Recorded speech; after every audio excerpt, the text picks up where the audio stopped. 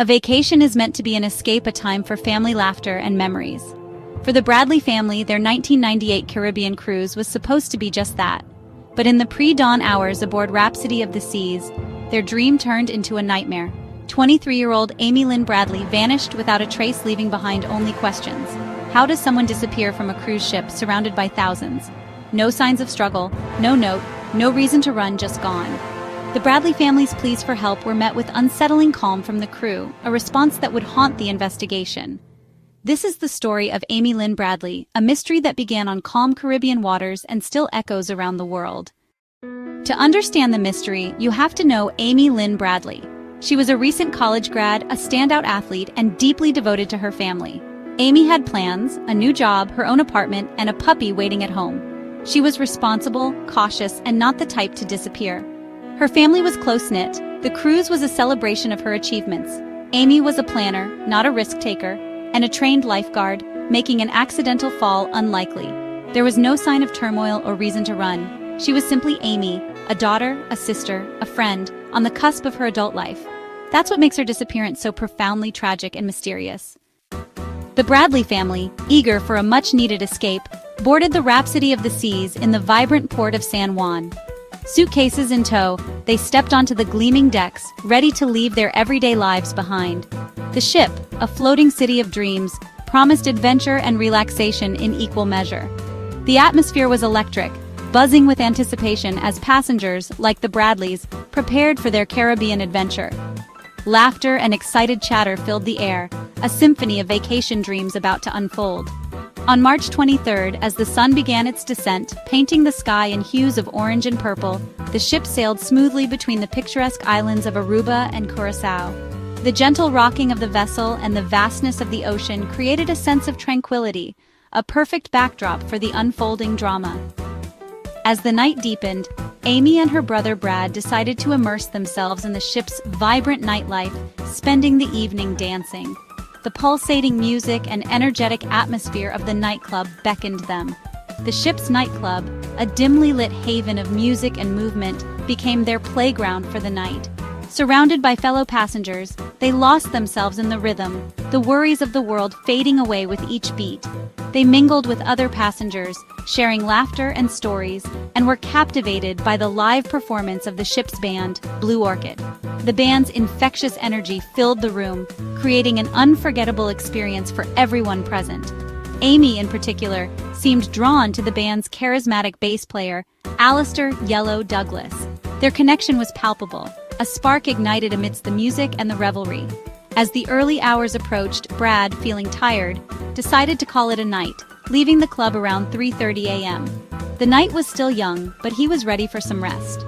Amy, not long after her brother, returned to the family's cabin. The hallways were quiet, the ship lulled into a peaceful slumber. Her father, Ron, vaguely remembers seeing her on the balcony, gazing out at the vast, dark ocean. The stars twinkled above, reflecting in the water below, a mesmerizing sight. The timeline between 3:30 and 5:15 a.m. becomes a crucial window. Amy was back in the safety of the cabin, and the night seemed to pass without incident. The family was together, unaware of the impending tragedy. But somewhere in those seemingly quiet hours, a sinister turn of events occurred, and everything irrevocably changed. The tranquility of the night masked a hidden danger. The Bradley family was together, anticipating their arrival in Curaçao, just hours away. Excitement filled the air as they looked forward to exploring the island's vibrant culture and stunning landscapes. Then, in a matter of what felt like mere minutes, the unthinkable happened. Amy was suddenly gone, vanished without a trace, leaving behind a trail of unanswered questions and a family shattered by grief. Around 5:15 a.m., Ron Bradley woke and saw Amy asleep on the balcony. He let her rest, thinking she was safe. By 6:00 a.m., Amy was gone, her sandals left behind, but her cigarettes and lighter missing. Ron assumed she'd stepped out for a smoke or to watch the ship dock. The family searched the ship, cafes, decks, lounges, but Amy was nowhere. Paging her brought no response. The last confirmed sighting, Amy on the balcony, 5:15 a.m. by 6:00, she had vanished. A narrow window, 45 minutes, became the focus of the investigation. What happened in that brief span remains a mystery. As the search intensified, a crucial detail emerged. Ron recalled seeing Alistair "Yellow" Douglas, the ship's bass player, near their cabin around 5:15 a.m., the same time Amy was last seen. Witnesses had seen Amy and Yellow together at the nightclub and possibly on an elevator early that morning. Yellow claimed he parted ways with Amy at 1 a.m., but Brad was with her until 3:30. The conflicting stories raised red flags. Why would Yellow lie about his last interaction with Amy? His presence near her cabin at the critical time made him a person of interest. The Bradleys felt Yellow was hiding something. Was he just a friendly musician, or was he involved in something sinister? This clue shifted the investigation from accident to possible abduction. The Bradleys reported Amy missing around 6 a.m., begging the crew to delay docking in Curacao. Their pleas were denied, the ship docked, and thousands disembarked. The official search was delayed and limited. Crew quarters and restricted areas weren't checked right away. Announcements about Amy were postponed to avoid alarming passengers. The delay compromised evidence and gave a potential abductor time to escape.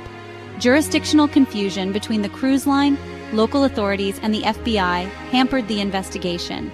By the time a full search began, the ship had already left port. Flyers went up, but no credible leads emerged. For the Bradleys, the initial response felt like a betrayal, a critical failure that may have cost them the chance to find Amy. In the agonizing years that followed Amy's sudden and unexplained disappearance, the official investigation, despite the best efforts of law enforcement, began to lose momentum. The initial flurry of activity, the intense searches, and the countless interviews slowly faded as leads dried up and the trail went cold. The case grew colder, relegated to the files of unsolved mysteries. Detectives continued to work on it when they could, but resources were stretched thin, and other pressing cases demanded immediate attention. The hope of finding Amy alive diminished with each passing day, replaced by the grim reality that time was working against them.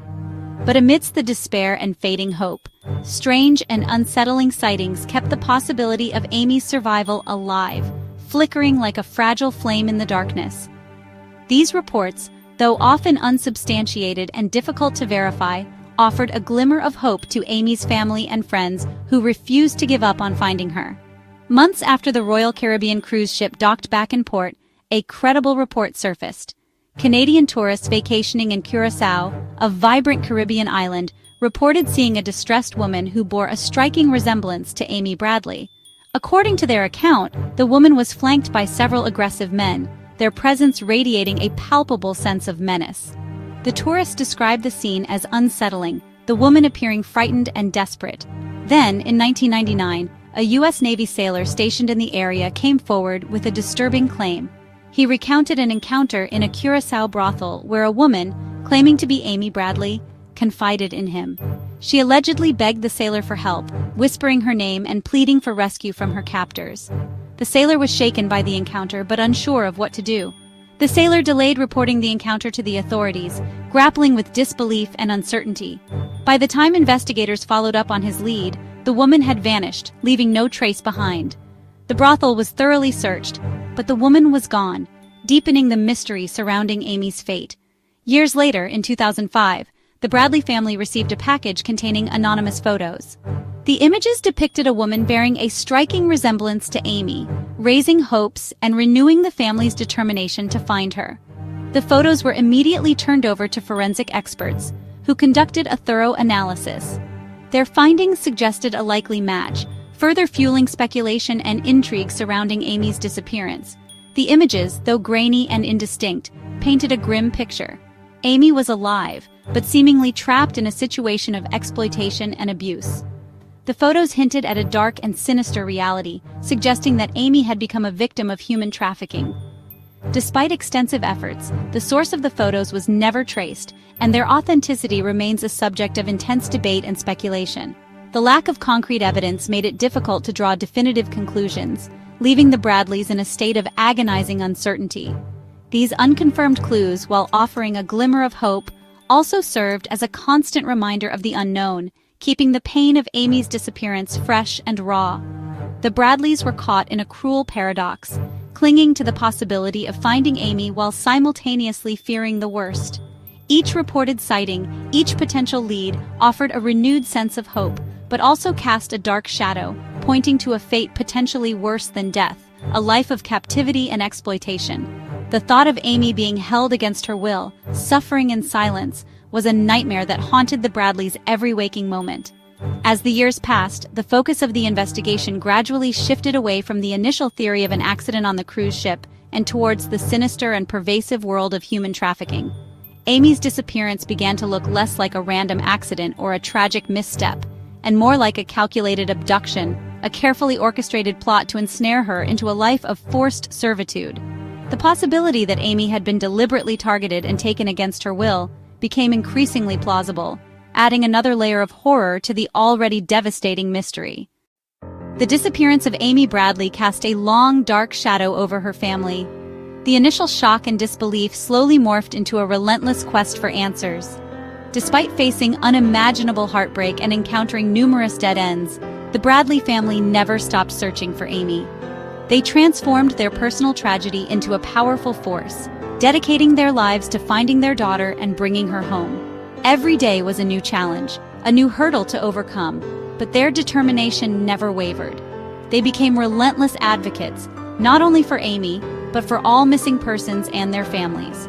They understood the pain and uncertainty that these families faced, and they were determined to make a difference, sharing their story on national TV, hoping that someone, somewhere, might have information that could lead to Amy's whereabouts.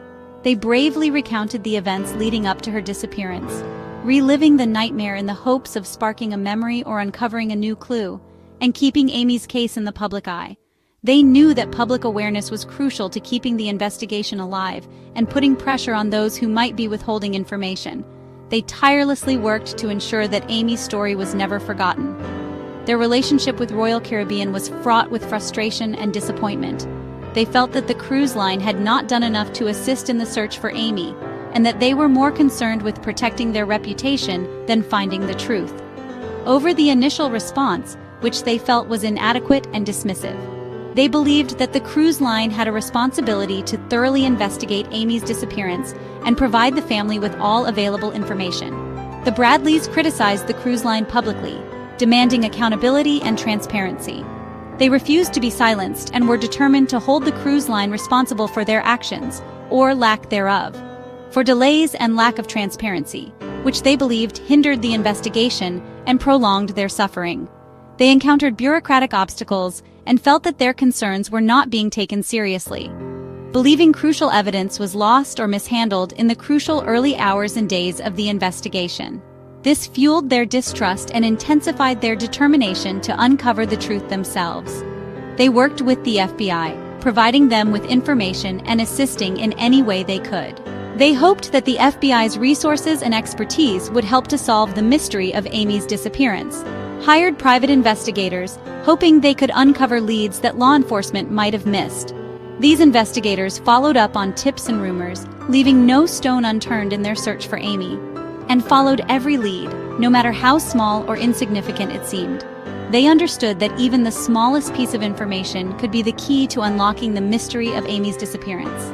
Their website, findamybradley.net, and social media keep Amy's story alive, reaching a global audience and generating new leads. They use these platforms to share updates, solicit information, and connect with other families of missing persons.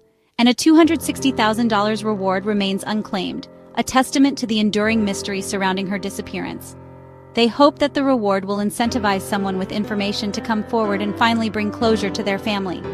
More than 2 decades later, the pain of Amy's absence remains as sharp as ever.